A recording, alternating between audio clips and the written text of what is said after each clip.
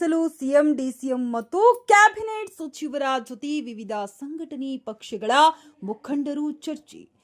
ಬೆಂಗಳೂರು ಮೇ 8 ವಿಶೇಷ ತೀವ್ರ ಪರಿಷ್ಕರಣೆಯು ಮತದಾರರನ್ನ ಹೊರನೂಕುವ ಅಪ್ರಜಾಸತ್ತಾತ್ಮಕ ವೈಜ್ಞಾನಿಕ ಪ್ರಕ್ರಿಯೆ.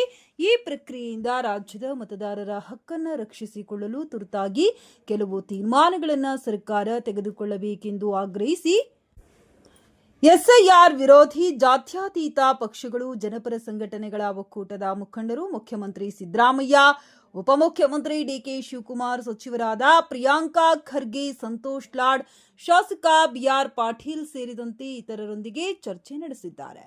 ಶುಕ್ರವಾರ ನಗರದ ಕೃಷ್ಣಾದಲ್ಲಿ ನಡೆದ ಚರ್ಚೆಯಲ್ಲಿ ರಾಜಕೀಯ ವಿಶ್ಲೇಷಕರಾದ ಪರಕಾಲ ಪ್ರಭಾಕರ್, ನಿಖಿಲ್ ಡಿ, ಮತದಾನ ಹಕ್ಕು ಚಳುವಳಿಯ ಥಾಮಸ್ ಫ್ರಾಂಕೋ, ಎದ್ದೇಳು ಕರ್ನಾಟಕದ ತಾರಾರಾವ್, ನೂರ್ ಶ್ರೀಧರ್, ಮಾಜಿ ಸಚಿವೆ ಬಿಟಿ ಲಲಿತಾ ನಾಯಕ್, ಹೋರಾಟಗಾರರಾದ N Venkatesh, Yusuf Kanni, Arun Louis, Badagalapura Nagendra, Vinay Srinivas, K V Bhat, K L Ashok, B Amjad, Mahantesh, Tahir Hussain, Sriram, Abdul Majeed, Abjad Pasha, Ambanna, Arolikar, Manjunath ಸೇರಿದಂತೆ ಹಲವರು ಭಾಗವಹಿಸಿದ್ದರು.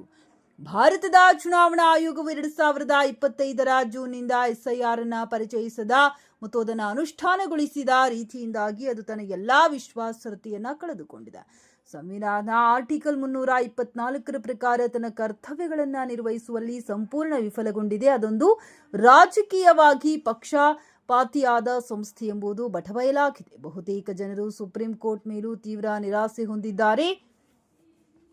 ದೇಶದ ಮತದಾರರ ಮತ್ತು ನಾಗರಿಕರ ಸಂವಿಧಾನಿಕ ಹಕ್ಕುಗಳನ್ನು ರಕ್ಷಿಸುವಲ್ಲಿ ಅದು ವಿಫಲವಾಗಿದೆ ಎಂದು ಹೋರಾಟಗಾರರು ವಿವರಿಸಿದ್ದಾರೆ. ಎಸ್ಐಆರ್ ಪ್ರಕ್ರಿಯೆಯನ್ನು ಇದೇ ಸ್ವರೂಪದಲ್ಲಿ ಮುಂದುವರಿಸಲು ಸಾಧ್ಯವಿಲ್ಲ ಮತ್ತು ಅದನ್ನು ಕೂಡಲೇ ನಿಲ್ಲಿಸಬೇಕು. ಇದುವರೆಗೂ ಕೈಗೊಳ್ಳಲಾದ ಪ್ರಕ್ರಿಯೆಯನ್ನು ಸಂಪೂರ್ಣವಾಗಿ ಪರಿಶೀಲಿಸಬೇಕು. ಎಸ್ಐಆರ್ನ ಸಂವಿಧಾನಿಕ ಮಾನ್ಯತೆ ಕುರಿತು ಸುಪ್ರೀಂ ಕೋರ್ಟ್ನಲ್ಲಿ ನಡೆಯುತ್ತಿರುವ ವಿಚಾರಣೆ ಮೊದಲು ಪೂರ್ಣಗೊಳ್ಳಬೇಕು.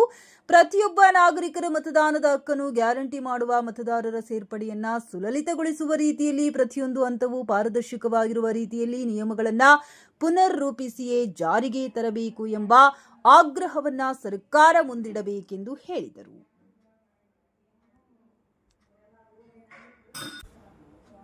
ಸಮಿತಿಯ ಪರವಾಗಿ Badagalapura Nagendra, Noor Sridhar, Parakala Prabhakar, Nikhil D, Thomas Franco ಮತ್ತು ವಿನಯ್ ಶ್ರೀನಿವಾಸ್ ರವರು ವಿವಿಧ ಕೋನಗಳಿಂದ ಎಸ್ಐಆರ್ನಿಂದ ಇರುವ ಅಪಾಯಗಳ ಬಗ್ಗೆ ಹಾಗೂ ಅದನ್ನು ತಡೆಯಲು ಸರ್ಕಾರದ ತೆಗೆದುಕೊಳ್ಳಬೇಕಾದ ಕ್ರಮಗಳ ಬಗ್ಗೆ ಮುಖ್ಯಮಂತ್ರಿಗಳಿಗೆ ಹಾಗೂ ಕ್ಯಾಬಿನೆಟ್ ಸಚಿವರಿಗೆ ಮನವರಿಕೆ ಮಾಡಿಕೊಟ್ಟರು.